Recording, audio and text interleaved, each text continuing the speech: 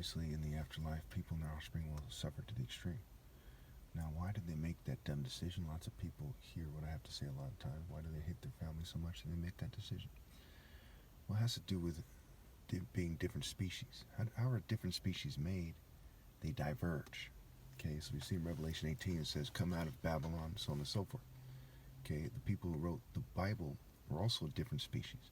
There's some kind of cowards who think they should code things when their own Bible says that you should be a lamp on a stand. So these people were afraid, they were cowards, they were writing the script. Scribes are basically cowards.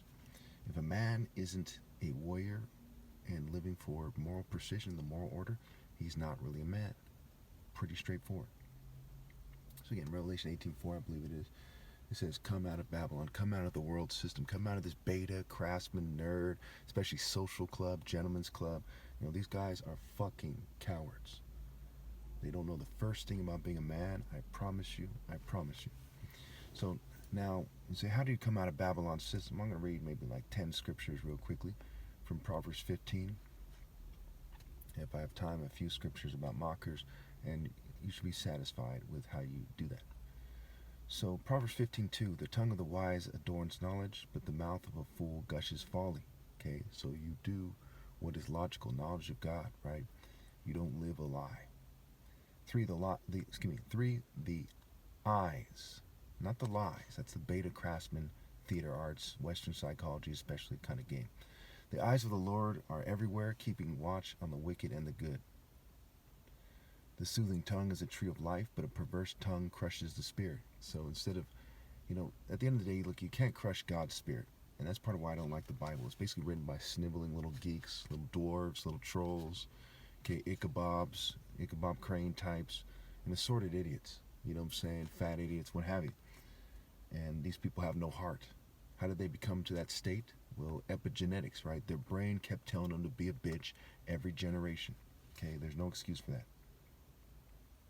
6, "The house of the righteous contains great treasure, but the income of the wicked brings ruin." Again, they don't develop mind, body, soul, and spirit, and they sink to the level of sabotaging me and fuming me and doing bitch shit like that. Now, if they didn't want me to explain it this way, then they shouldn't have provoked me leading up to this video, and they shouldn't make that their regular pattern, okay, of provoking me.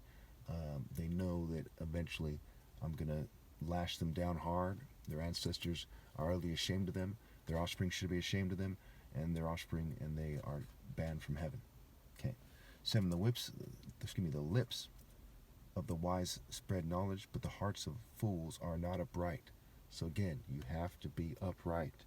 Okay, people don't understand why to be moral to the point where they're willing to sacrifice their family, let their family die, and be killed and tortured and so on and so forth, are not men. They're not upright, right? Upright, righteous, right. Who's right? 8, the Lord detests the sacrifice of the wicked, but the prayer of the upright pleases him. 9, the Lord detests the way of the wicked, but he loves those who pursue righteousness. 10, stern discipline awaits anyone who leaves the path. The one who hates correction will die. So you have to pursue righteousness and accept correction, right? They're not accepting my correction. They're headed for spiritual death and for the death of their children. 12, mockers resent correction, so they avoid the rise. Why do you think I'm shunned? Because people even raise their daughters, who are supposed to protect more than their son because they're the weaker sex, mentally and otherwise. They raise their daughters to shun righteousness and avoid the wise, right? Just complete fucking idiots. 16, better a little with the fear of the Lord than great wealth with turmoil. Don't pursue worldly wealth. Pursue God's plan, okay? 21, folly brings joy to the one who has no sense, but whoever has understanding keeps a straight course.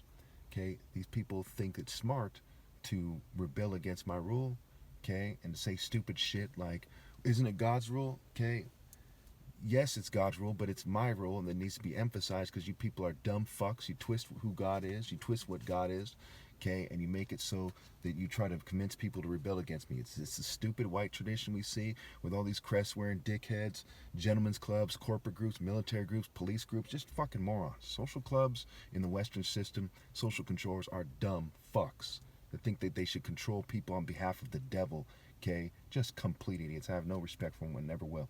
Anyway, 24, the path of life leads upward for the prudent to keep from going down to the realm of the dead, right? The path of life leads upward, right? And whoever has understanding keeps a straight course, okay? They do not deviate. 29, the Lord is far from the wicked. 28, the heart of the righteous weighs its answers, but the mouth of the wicked gushes evil. The Lord is far from the wicked, but he hears the prayer of the righteous, right? He does not listen to you wicked people, and your offspring are wicked, because no bad tree can bear good fruit, and I'm the true vine. Okay, you didn't remain in me, and you have no valid leader or redeemer after I'm gone. Your offspring are done.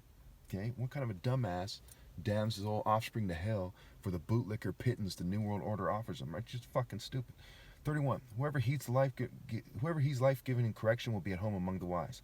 32, those who disregard discipline despise themselves, but the one who heeds correction gains understanding. Of course, the fruit of your womb, right? The fruit of your genes, right? Your DNA, right? Your reproductive organs, what have you,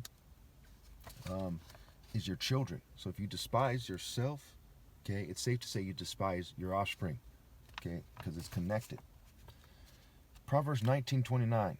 Penalties are prepared for mockers and beatings for the backs of fools. See, people who don't obey God are going to be punished. Now, to what degree did you rebel against the top martial arts ever at the most important time in history because your parents were pure evil and they followed a path that led away from his line? Okay, so on and so forth. Did you reject them because you're an attractive female? Did you not rally to them? You know, what are the penalties for these very serious crimes? Did you continue to reproduce in a world that's obviously evil? Okay, are your offspring going to do the same? Did you encourage them to do the same? What degree of evil did you do? And that's how much you're going to suffer forever. Proverbs 22:8. Whoever sows injustice reaps calamity, and the rod they wield in fury will be broken. I want you all to write down Proverbs 22:8 in case you're confused about the fact that I'm right. Okay, what does it mean to sow your seed? What does it mean to sow injustice? Whoever lives their life in a way that creates injustice, whether they impregnate a woman or they're a female giving birth to a child, it's injustice to bring a child into a world where they have no valid redeemer, no possible moral path. Whoever sows injustice reaps calamity, disaster, catastrophe. Okay, and the rod they wield in fury will be broken. In a different part of the Bible, it says, God will not be mocked. You reap what you sow.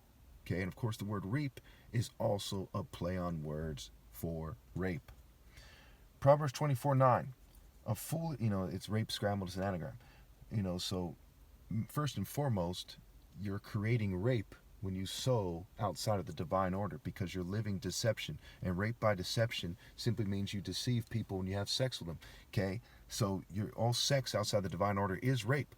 Okay, so whether it's a female or a male, you're contributing to the process of rape. It is fucking disgusting that you people don't hate rape enough to stand with me and obey God through me. That by itself should have allowed you to do that. There's so many reasons. You're just idiots. Proverbs 24:9. A foolish scheme is sin, and a mocker is detestable to men. Again, so you say, why are you so harsh to these people? Because a true man detests a mocker-ass bitch that chooses a pedo rape fucking culture and then downplay, especially when they downplay, they're like, well, I'm a conservative. You fucking moron. You're from the main race and group that's doing it, okay? You are conserving the tradition of rape by deception in the Western tradition, you fucking idiot. We say, well, I'm a liberal, okay? And you're also part of the core, right? The Age of Enlightenment, okay? Classic liberalism. The Western controlled opposition, liberal fool in sheep's clothes at best, okay? Pure evil scum on their way to hell. I warned them time and time again, okay? And they do bitch-ass, sniveling, Ebert, never grew up, never had a man in their whole fucking bloodline's history type of bitch shit.